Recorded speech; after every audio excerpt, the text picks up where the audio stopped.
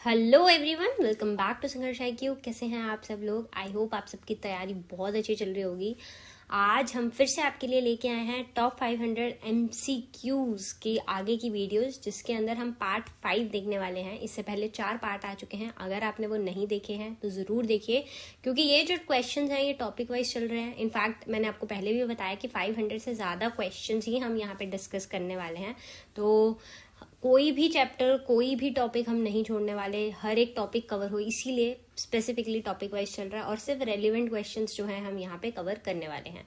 तो चलो बिना टाइम वेस्ट करे वीडियो को स्टार्ट करते हैं। एक छोटी सी रिक्वेस्ट है कि चैनल को सब्सक्राइब करना मत भूलिएगा। अगर वीडियो अच्छी लगे तो लाइक एंड शेयर भी जरूर करें। तो लेट्स स्टार्ट द वीडियो।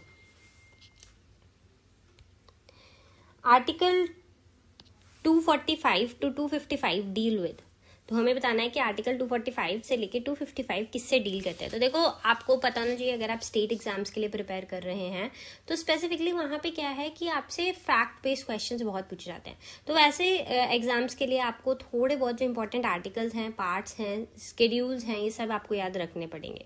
तो जो 245 से लेके 255 है वो legislative relations between centre and state से जो है डील करता है।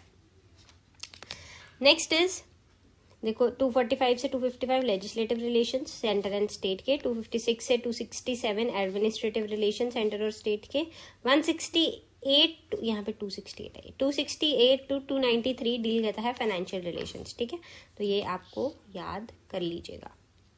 How many subjects are listed in the union list, तो कितने सब्जेक्ट जो है यूनियन लिस्ट के अंदर लिस्टेड हैं? तो 100 सब्जेक्ट्स यूनियन लिस्ट के अंदर है। ये भी आपको याद करना है, ये फैक्ट बेस्ड क्वेश्चन है।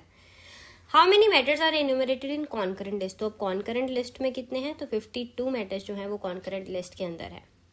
Next is, which of the following subject was not transfer from state list to the concurrent list by the 42nd constitutional amendment act, तो इनमें से कौन सा नहीं हुआ था, नॉट ट्रांसफर। ठीक है, तो अगर हम देखें तो यहाँ पे पब्लिक एडमिनिस्ट्रेशन जो है वो नहीं गया था ट्रांसफर, एजुकेशन कर दिया गया था। फॉरेस्ट, वेट एंड मेजर्स जो है स्टेट लिस्ट से इन्हें कॉन्करेंट लिस्ट में 42nd अमेंडमेंट से भेजा गया था। तो अब आपको ये याद रखना है, क्योंकि ऐसे भी क्वेश्चन आ सकता है कि विच of the following was transferred. ठीक है, तो 1 and 2, 2 and 3 ऐसे क्वेश्चन बनते रहते हैं। तो इसीलिए ये इसको आप याद कर लीजिए कि education, forest, weights and measures ये सब ट्रांसफर हुए थे। ठीक है, तो ये following 5 subjects were transfer from the subject, ये 42nd अमेंडमेंट में एजुकेशन हो गया, फॉरेस्ट हो गया, वेट्स एंड मेजर्स हो गया, फिर protection of wild animals and birds हो गया, एंड एडमिनिस्ट्रेशन ऑफ जस्टिस हो गया। पब्लिक एडमिनिस्ट्रेशन नहीं है, एडमिनिस्ट्रेशन ऑफ जस्टिस है। तो ये 5 सब्जेक्ट्स आपको याद रखने हैं। Presidents rule can be impose in the state under which article, तो प्रेसिडेंट रूल कौन से आर्टिकल में जो है स्टेट के ऊपर इम्पोज किया जाता है? तो 356 के अंदर जो है प्रेसिडेंट रूल इम्पोज किया जाता है। 352 नेशनल इमरजेंसी, 360 फाइनेंशियल इमरजेंसी। ठीक है, ये रहा 352 नेशनल इमरजेंसी, 56 प्रेसिडेंट रूल या स्टेट इमरजेंसी, फिर यहाँ आ गया financial emergency. Who can appoint the chairperson and member of the state public service commission, तो कौन अपॉइंट करते हैं? तो आपको ये भी याद रखना है कि गवर्नर ऑफ द स्टेट जो है अपॉइंट करते हैं chairperson and member of state public service commission. Okay, who can appoint the जजेस ऑफ स्टेट हाई कोर्ट, तो हाई कोर्ट के अंदर जो जजेस है वो कौन अपॉइंट करता है? तो प्रेसिडेंट। आपको याद रखना है कि जो हाई कोर्ट है वहां पे जो जजेस है उनको प्रेसिडेंट ही अपॉइंट करते हैं। लोअर जो डिस्ट्रिक्ट कोर्ट पे आ जाते हैं वहां पे गवर्नर करते हैं। ठीक है, तो प्रेसिडेंट कैन अपॉइंट जजेस of high court by consultation with chief justice of India, governor of the state. जो प्रेसिडेंट है उसके पास पावर है ट्रांसफर करने के लिए या रिमूव करने के लिए जजेस हाई कोर्ट में से। विच of the following is the constitutional body, अब इनमें से कौन सी जो है कॉन्स्टिट्यूशनल बॉडी है? तो इंटरस्टेट काउंसिल जो है वो कॉन्स्टिट्यूशनल बॉडी है। बाकी नीति आयोग हो गया, NDC हो गया, जोनल काउंसिल हो गया, ये कोई भी कॉन्स्टिट्यूशनल बॉडी नहीं है। ठीक है, तो आर्टिकल 263 क्लियर करता है कि जो इंटरस्टेट काउंसिल है वो परमानेंट कॉन्स्टिट्यूशनल बॉडी नहीं है, it is not a permanent body. ठीक है, तो ये कोऑर्डिनेशन के लिए है स्टेट एंड यूनियन के बीच में। ये स्टैब्लिश करी जा सकती है किसी भी टाइम पे, अगर प्रेसिडेंट को लगता है कि पब्लिक इंटरेस्ट में जरूरी है और ये सर्व करेगा, बेटर सर्व करेगा पब्लिक इंटरेस्ट को, अगर इन्हें स्टैब्लिश कर दिया जाए। विच of the following articles empower the establishment of finance commission, तो कौन सा आर्टिकल है? आर्टिकल 280 जो है वो फाइनेंस कमीशन की एस्टैब्लिशमेंट की बात करता है। ठीक है, 275 जो है वो स्टैट्यूटरी ग्रांट्स है to states by parliament. 280 establishment of finance commission, ये एक क्वासी जुडिशियल बॉडी है। 282 आ गया empower both centre and states to make grant to for any public purpose. ठीक है, ये डिस्क्रिशनरी ग्रांट्स हैं। फिर 263 आ गया एस्टैब्लिशमेंट ऑफ इंटरस्टेट काउंसिल, जो हम पीछे भी देख के आए हैं। Next is the financial relation between union government and states have been discussed अंदर। तो फाइनेंशियल रिलेशंस कहाँ पे डिस्कस किया है, ये हमने पीछे पढ़ा भी था। तो 268 से लेके 293 तक जो है फाइनेंशियल रिलेशंस डील करते हैं। Next is the recommendation of Sarkaria commission relate to which of the following. तो सरकारिया कमीशन की जो रिकमेंडेशन थी वो किससे रिलेटेड थी, तो सेंटर स्टेट रिलेशन से रिलेटेड थी सरकारिया कमीशन की जो रिकमेंडेशन है। ठीक है, फिर ये कमीशन कब आई थी, तो कोठारी कमीशन 1964 में आई थी, सरकारिया कमीशन 1983 में आई थी, ठक्कर कमीशन 1984 में आई थी एंड पंच कमीशन 2007 के अंदर आई थी। तो ये आपको याद रखनी है। Next is which of the following article provides for the constitution of inter state water disputes. ठीक है, तो वाटर डिस्प्यूट्स के लिए कौन सा है, आर्टिकल 262 जो है वो डील करता है इंटर स्टेट वाटर डिस्प्यूट्स के साथ। ठीक है, फिर 263 हम ऑलरेडी देख चुके हैं, 75 भी हम देख चुके हैं जो स्टैट्यूटरी ग्रांट्स है टू स्टेट बाय सेंटर। 280 में है finance commission. Which of the following article empower the establishment of interstate council, again ये हम देख चुके हैं 263। ठीक है, और ये सारा ये क्वेश्चन ही रिपीट हो गया। चलो, विच of the following is head quarter of northern zonal council. तो नॉर्दर्न जोनल काउंसिल की हेड क्वार्टर कौन से हैं, इनमें से न्यू दिल्ली जो है वो हेड क्वार्टर है नॉर्दर्न जोनल काउंसिल की। ठीक है, northern zonal council new Delhi है, सदर्न जोनल काउंसिल चेन्नई है, central zonal council Prayagraj, eastern zonal council Kolkata, western zonal council जो है मुंबई में है headquarters, and north eastern council की शिलोंग के अंदर है। तो ये भी आप याद कर लीजिए। विच one of the following is not a feature of zonal council. तो कौन सा इनमें से फीचर नहीं है, अगर आपको याद हो हमने भी पीछे भी देखा था कि ये एक कॉन्स्टिट्यूशनल बॉडी नहीं है। ठीक है, बाकी 5 जोनल काउंसिल सेटअप हुई थी स्टेट रीऑर्गेनाइजेशन एक्ट 1956 के अंदर। चंडीगढ़ जो कि स्टेट नहीं है वो भी जोनल काउंसिल के अंदर इंक्लूडेड है और ये एक एडवाइजरी बॉडी होती है। ठीक है, zonal councils were set up under state reorganisation. ठीक है, ये देख चुके हैं, they are not constitutional bodies, they are only deliberative and advisory bodies. फिर on recommendation of which commission और committee was the interstate council set up in India. तो कौन सी कमीशन या कमेटी की रिकमेंडेशन पे इंटरस्टेट काउंसिल जो है सेटअप करी गई थी, तो सरकारी कमीशन जिन्होंने इंटरस्टेट रिलेशंस के ऊपर ही रिकमेंडेशन दी थी, उन्हीं की रिकमेंडेशंस के ऊपर इसे सेटअप किया गया था। सरकारी कमीशन बहुत इंपॉर्टेंट कमीशन है, इसे अच्छे से पढ़ के जाइएगा, ये आपका जो रिटन एग्जाम है उसके अंदर भी आपको काफी हेल्प करेगा। ठीक है, one of the important recommendation जो सरकारी कमीशन की थी वो यही थी कि परमानेंट इंटरस्टेट काउंसिल एस्टैब्लिश करी जाए, एक इंडिपेंडेंट नेशनल फोरम होगा कंसल्टेशन के लिए जिसका मैंडेट वेल डिफाइंड होगा और 263 आर्टिकल जो है कॉन्स्टिट्यूशन के उसके अकॉर्डिंग होगा। विच of the following articles empower national emergency. तो नेशनल इमरजेंसी किससे लगती है, 352 से, हम ये देख चुके हैं ऑलरेडी। ठीक है, ये मैं आपको तीनों बता चुकी हूँ। Next is which of the following constitutional amendment act made the declaration of national emergency immune from judicial review. तो देखिए एक अमेंडमेंट आई थी जिसके अंदर ये बोला गया कि जो भी नेशनल इमरजेंसी होगी वो उसके ऊपर जुडिशियल रिव्यू नहीं हो सकता। तो ये कौन सी अमेंडमेंट में हुआ था, तो ये 38th अमेंडमेंट में हुआ था, बट बाद में इसे जो है ओवरराइड कर दिया गया था और खारिज कर दिया गया था जुडिशरी के द्वारा। ठीक है, तो 38th अमेंडमेंट ने जो है इसे किया था कि ये इम्यून होगी, बट ये प्रोविजन सब्सिक्वेंटली डिलीट भी कर दी गई थी और इनफैक्ट जुडिशरी ने भी बोल दिया था कि ये ऐसे आप नहीं कर सकते हैं। Proclamation of emergency must be approve by both the house of the parliament. तो कितने टाइम के अंदर इसको अप्रूव करना होता है, तो 1 month। ठीक है, इसको जो है अप्रूव करना है। यहाँ पे प्रोक्लेमेशन ऑफ नेशनल इमरजेंसी आएगा। जो बाकी की 2 इमरजेंसीज हैं उसको 2 months के अंदर करना होता है। ठीक है, ओरिजिनली 2 months थे बट 44th से इसको 1 month रिड्यूस कर दिया गया था। 44th कब आई थी, 1978 के अंदर। Next is which type of majority is needed to pass the emergency resolution in parliament. तो अगर आपको इमरजेंसी रेजोल्यूशन पास करना है कि कैसी टाइप की मेजोरिटी आपको चाहिए, तो स्पेशल मेजोरिटी चाहिए जिसके अंदर टोटल मेंबरशिप मतलब 50% जो टोटल मेंबरशिप है एंड एटलीस्ट 2/3 जो प्रेजेंट एंड वोटिंग है उनकी होनी चाहिए majority.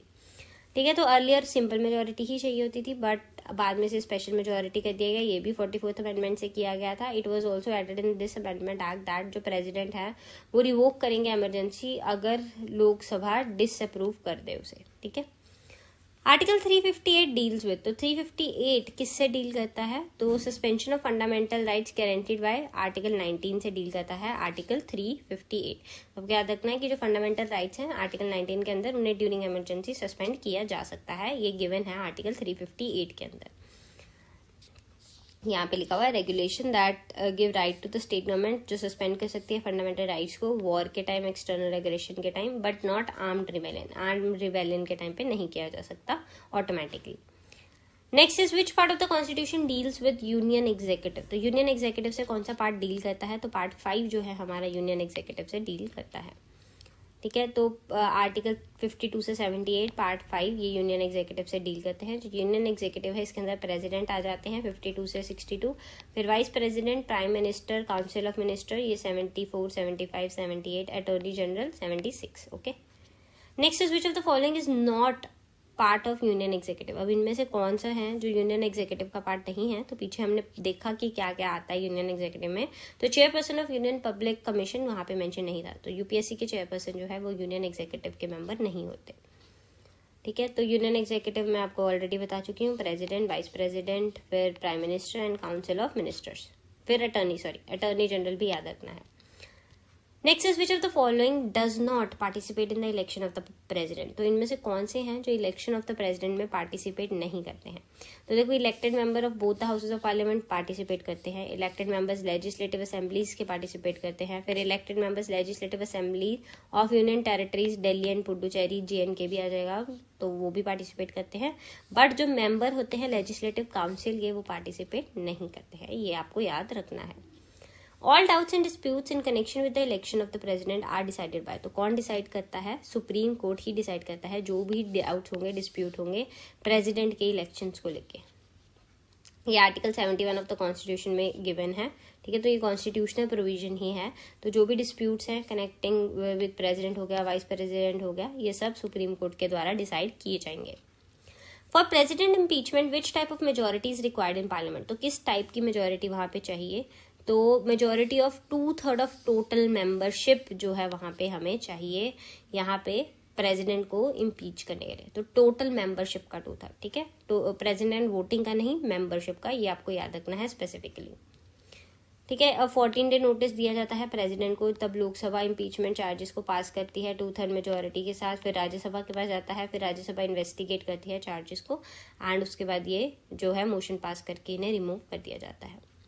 Which one of the following vetoes is not vested by the vested in the Indian president. तो कौन सी जो है यहाँ पे इंडियन प्रेसिडेंट के अंदर वेस्टेड नहीं है, तो क्वालिफाइड वीटो जो है वो इंडियन प्रेसिडेंट के अंदर वेस्टेड नहीं है। ठीक है, एब्सोल्यूट वीटो क्या है कि आप विदहोल्ड कर सकते हो असेंट को, जो भी बिल पास किया है लेजिस्लेचर ने। फिर क्वालिफाइड वीटो में क्या होता है कि जैसे आपने एक बार बिल भेजा तो प्रेसिडेंट ने उसे वापस भेज दिया, तो दूसरी बार आपने उसको फॉर एग्जांपल यहाँ पे आपको जो है 70 मेंबर जो है सपोर्ट कर रहे थे, तो जब आप दूसरी बार भेजो तो 80 मेंबर सपोर्ट कर रहा है, तो जब मेजोरिटी के साथ पास करके उसको भेज दिया जाए तो जो है वो ओवरराइड कर देती है वीटो को, इसे क्वालिफाइड वीटो करते हैं, और ये इंडियन प्रेसिडेंट के पास अवेलेबल नहीं है। फिर सस्पेंसिव वीटो है कि which can be overridden by the legislature by simple majority के साथ ही जो है इसे लेजिस्लेचर जो है ओवरराइड कर सकता है। देन पॉकेट वीटो हो गया कि आप कोई भी एक्शन नहीं लेंगे बिल के ऊपर, क्योंकि कॉन्स्टिट्यूशन के अंदर कोई भी टाइम मेंशन नहीं है कि आपको इतने टाइम के अंदर ही जो है उसके ऊपर साइन करना है या कुछ है, तो इसीलिए ये पॉकेट वीटो जो है हमारे प्रेसिडेंट एंजॉय करते हैं। Which of the following articles gives power to the president to promulgate ordinances. तो कौन सा जो है आर्टिकल वो पावर देता है, तो आर्टिकल 123 पावर देता है प्रेसिडेंट को ऑर्डिनेंसेस को प्रोमोलगेट करने के लिए। 123 है जो हमारा कॉन्स्टिट्यूशन का, वो प्रेसिडेंट को कुछ लॉ मेकिंग पावर्स देता है कि वो ऑर्डिनेंसेस इशू कर सकते हैं उन सब्जेक्ट्स के ऊपर जिनके ऊपर पार्लियामेंट जो है वो लॉ बना सकता है। जो ऑर्डिनेंस है उसका जो मैक्सिमम पीरियड है जब वो इफेक्टिव रहेगा वो 6 months एंड 6 weeks है, बट जैसे ही लोकसभा जो है वो आ जाएगी, अगर फॉर एग्जाम्पल तीसरे महीने में ही जो हमारी पार्लियामेंट है, नॉट जस्ट लोकसभा, जो पूरी पार्लियामेंट है वो सेशन में है, तो उसके बाद सिर्फ 6 weeks के अंदर अंदर इनको डिसाइड करना है, इसे या तो पास कर देंगे या फिर वो अगर कुछ नहीं होगा तो वो लैप्स हो जाएगा। तो मैक्सिमम एट मैक्स 6 months इसलिए लिखा गया है क्योंकि एट मैक्स 2 सेशंस के बीच में सिर्फ 6 महीने का गैप हो सकता है, एंड उसके फर्दर 6 weeks दिए जाते हैं। ठीक है, next is which of the following article give power to the president to grant pardons. अब पार्डन्स के लिए जो है कौन सा आर्टिकल पावर देता है, तो आर्टिकल 72 जो है हमारे कॉन्स्टिट्यूशन का, वो प्रेसिडेंट को पावर देता है पार्डन ग्रांट करने के लिए। 72 pardoning power of the president. 74 president has a council of minister headed by prime minister. 75 है council of minister shall be collectively responsible to Lok Sabha. 123 हम ऑलरेडी देख चुके हैं, ऑर्डिनेंसेस इशू करने की पावर। अच्छा, जब द सुप्रीम कोर्ट में resign his office by writing a letter to, तो किसको लेटर लिखते हैं वो? तो प्रेसिडेंट को लेटर लिख के जो सुप्रीम कोर्ट के जज है वो किसी भी टाइम अपने ऑफिस से रिजाइन कर सकते हैं। ठीक है, तो ये वैसे अदरवाइज ये तब तक ऑफिस में रहते हैं, इनकी रिटायरमेंट एज 65 होती है, बट ये रिजाइन कर सकते हैं प्रेसिडेंट को अपना रेजिग्नेशन लेटर लिख के। At least how many days of prior notice is required for the impeachment of the president, ये मैं आपको ऑलरेडी बता चुकी हूँ। तो 14 डेज का प्रायर नोटिस देना पड़ता है। Vice president office in India is modelled on the line of which country, तो कौन सी कंट्री से हमने वाइस प्रेसिडेंट का जो ऑफिस है वो मतलब कॉपी किया है? तो द यूएसए से हमने जो है वाइस प्रेसिडेंट ऑफ इंडिया का जो मॉडल है उसे कॉपी किया गया है। विच of the following does not participate in election of vice president, तो वाइस प्रेसिडेंट के इलेक्शन में कौन पार्टिसिपेट नहीं करता है? तो जो इलेक्टेड मेंबर है लेजिस्लेटिव असेंबली के, वो पार्टिसिपेट नहीं करते। सिर्फ पार्लियामेंट जो है, पार्लियामेंट के ही पूरे मेंबर्स, चाहे वो इलेक्टेड हों चाहे वो नॉमिनेटेड हों, वो पार्टिसिपेट करते हैं और यहाँ पे वाइस प्रेसिडेंट को इलेक्ट कर दिया जाता है। स्टेट लेजिस्लेटिव असेंबली का यहाँ पे कोई भी रोल नहीं होता। ठीक है, तो जो इलेक्शन ऑफ वाइस प्रेसिडेंट है इसमें बोथ इलेक्टेड एंड नॉमिनेटेड जो पार्लियामेंट के मेंबर है वो पार्टिसिपेट करते हैं। Next is which of the following qualification does not require for vice president post, तो इनमें से कौन सी जो क्वालिफिकेशन है वो रिक्वायर्ड नहीं है? तो he should be qualified as a member of Lok Sabha नहीं है, इनफैक्ट यहाँ पे राज्यसभा है, क्योंकि जो वाइस प्रेसिडेंट है वो एक्स ऑफिशियल चेयरपर्सन होते हैं राज्यसभा के, दैट इज वाई वो क्वालिफाइड होने चाहिए राज्यसभा के मेंबर बनने के लिए। Which of the following article empower the president to appoint prime minister, तो प्राइम मिनिस्टर कौन से आर्टिकल में जो है अपॉइंट किए जाते हैं? आर्टिकल 75 के अंदर जो है हमारे प्राइम मिनिस्टर अपॉइंट किए जाते हैं, किसके द्वारा? प्रेसिडेंट के द्वारा। तो यहाँ पे हमारी आज की ये वीडियो खत्म होती है। आज की वीडियो बहुत छोटी सी वीडियो थी। नेक्स्ट जो है हमारे इंपॉर्टेंट टॉपिक्स और भी स्टार्ट होने वाले हैं, तो उन्हें मिस ना कीजिएगा। इससे पहले की 4 वीडियोस जरूर देखिए, उसके अंदर हमने काफ़ी कुछ जो है इन डिटेल डिस्कस किया है और वो बहुत जो है आपके लिए यूजफुल रहने वाली है, इन्फॉर्मेटिव रहने वाली है वीडियोस। तो ऐसे ही हमें प्यार करते रहिए और चैनल को सब्सक्राइब करना मत भूलिएगा। अगर वीडियो अच्छी लगी तो लाइक एंड शेयर जरूर कीजिए। Thank you so much. मुलाकात होगी नेक्स्ट वीडियो के अंदर।